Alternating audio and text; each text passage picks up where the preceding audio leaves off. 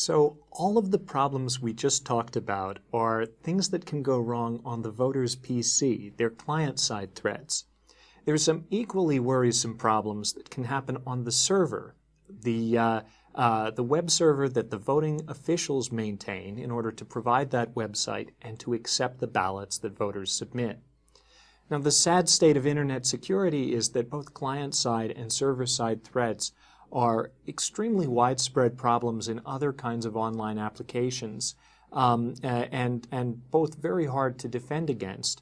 But I want to talk about some of the most important server-side threats for voting today. So one threat, and one of the easiest kinds of attacks to carry out, is something called a denial-of-service attack. A denial-of-service attack just tries to knock the server offline so that real users can't get to it, or to make it so slow that real users go away. Remember those botnets we talked about at the end of the last segment? Well, botnets can be used to commit a massive form of denial-of-service called a distributed denial-of-service, or DDoS attack. This is where potentially thousands of infected computers on the Internet just try to access the server at the same time, overwhelming it with traffic. These servers might try to reload that web page as many times as they can, all the time, as long as the denial-of-service attack is going on. This kind of attack has become a popular form of hacktivism, and there are tools like this, something called the low-orbit ion cannon, that are available to people to voluntarily take part in a denial-of-service attack and use their home computer as part of a massive mob of machines attacking a particular site that has evoked the ire of the protesters. This kind of tool was used recently to attack websites of major credit card operations after those credit card operators stopped doing business with the website WikiLeaks. We've also seen examples of denial of service against elections online. One example from 2012 involved a party election in Canada where the National Democratic Party held an election that was partly interrupted by denial of service. Another kind of threat against the server side is the threat of insider attacks. And insider attacks, attacks by trusted people, are as much or more of a threat in Internet voting as they are in other electronic voting systems like DRE voting.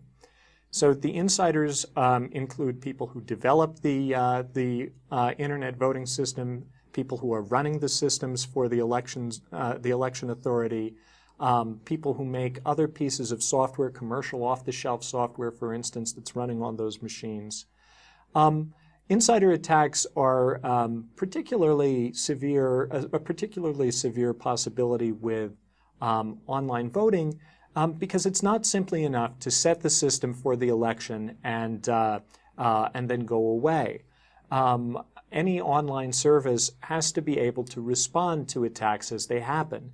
And so people have to be logging into these servers to monitor them, potentially to update things if new kinds of problems are discovered. All the time there are new software glitches, vulnerabilities discovered in different kinds of server software. And so we have to update that software as soon as possible in order to prevent the attack from happening.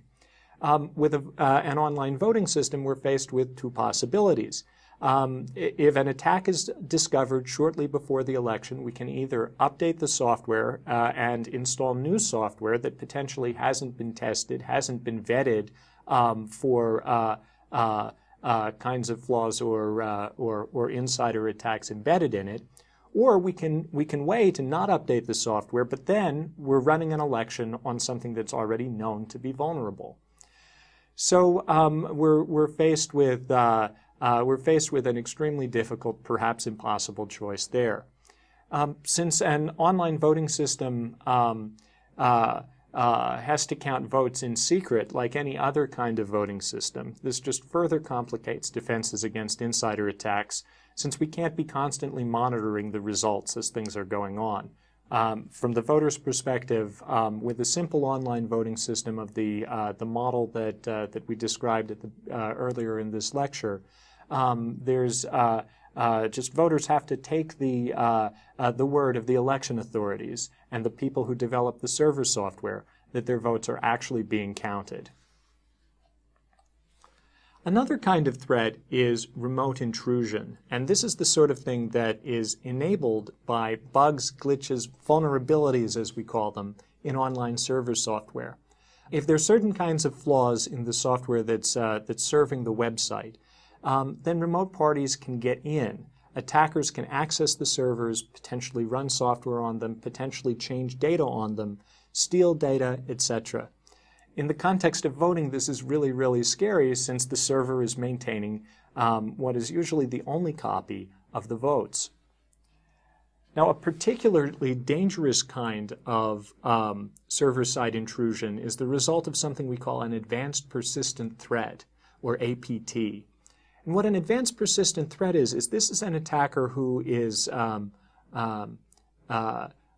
specifically targeting a particular server or host. Now, to explain the distinction, many attacks online are just the result of criminals looking for any vulnerable systems that they can find. They don't care if it's a server at a business or a machine in someone's home. They just want to infect a machine in order to enlist yet another member of their botnet army. An advanced persistent threat involves an attacker who's expending all of its resources to attack you. Now, this kind of attack, if the attacker is well-resourced, can be extremely difficult to defend against.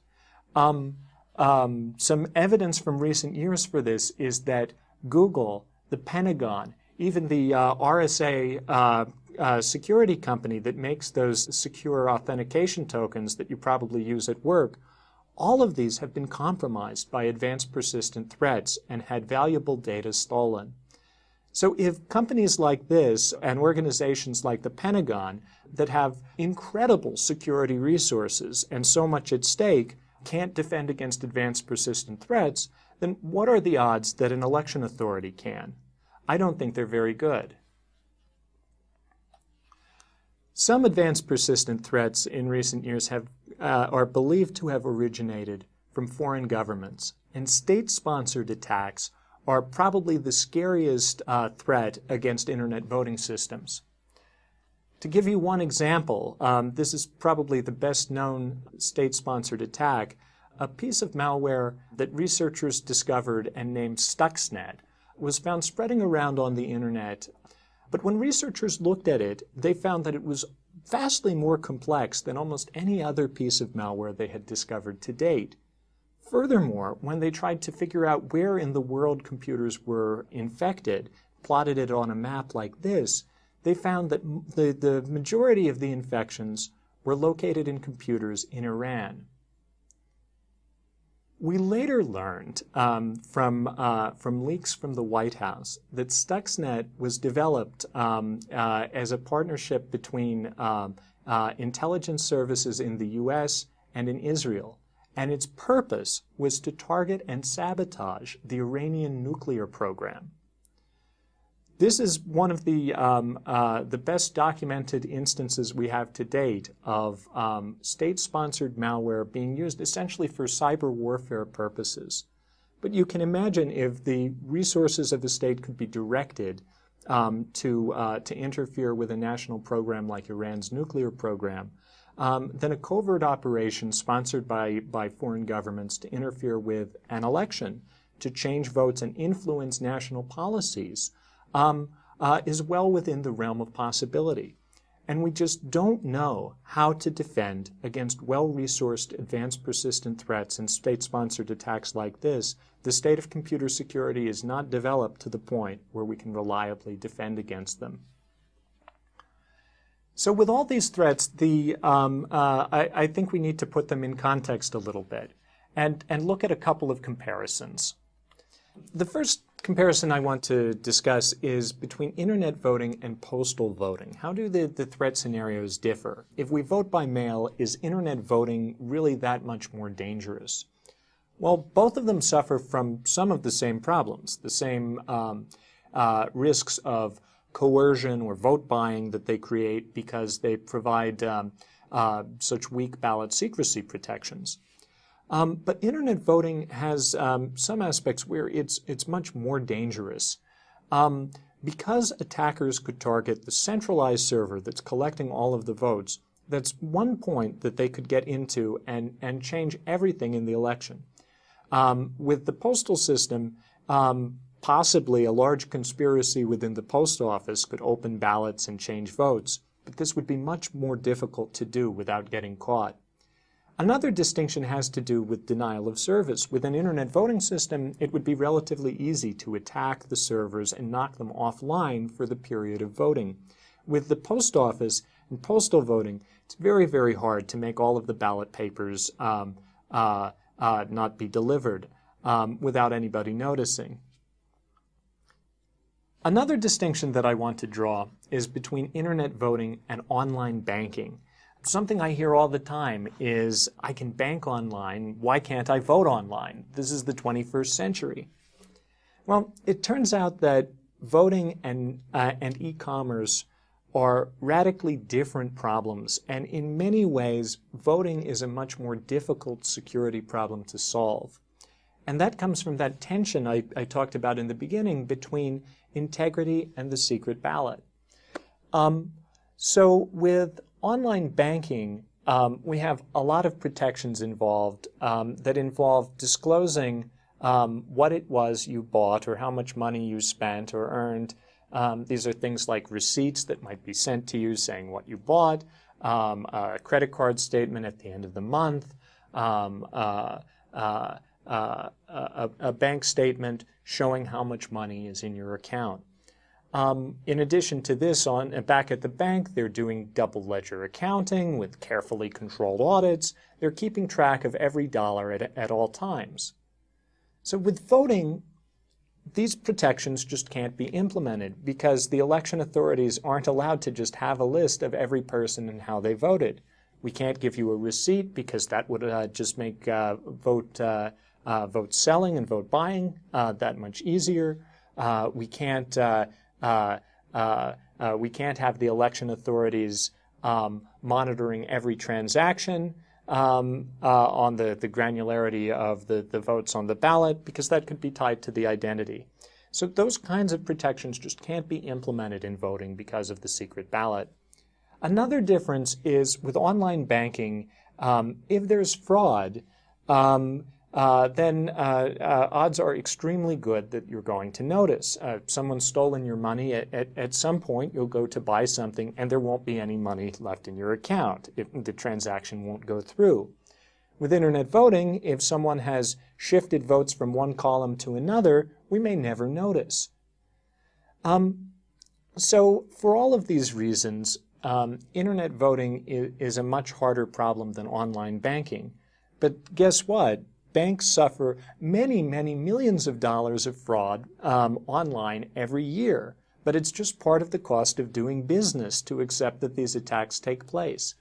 I don't know how much voting fraud is acceptable in order to allow people to vote online, but I don't think most voters would think it was a very high amount.